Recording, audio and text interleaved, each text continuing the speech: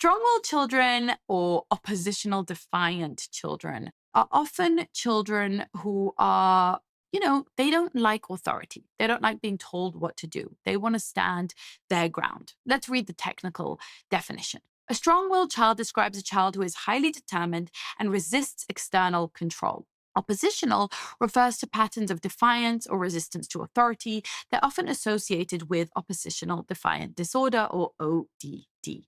Now, the thing is that whilst this might be a reasonable label and maybe it's appropriate for some children, in most cases, I think that these labels are pathologizing, autonomy. And it just creates a lot of power struggles when you see your child as having oppositional defiance. I have at least two children who really don't like being told what to do.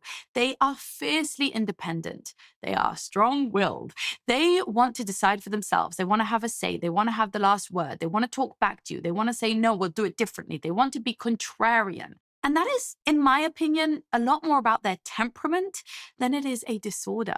This does not need to be pathologized or labeled or treated in the vast majority of cases. In the vast majority of cases, this is something we need to work with. We need to nurture their internal independence and help channel it towards leadership, towards autonomy, towards sovereignty, and away from power struggles and the kind of argumentation that we often get into with kids like this. It's the endless negotiations and the back and forths and the over controlling and the constant threatening and bribing that isn't really going to work, and it's going to agitate our sense that our child has something wrong with them. You do not want to frame a child like this as a problem.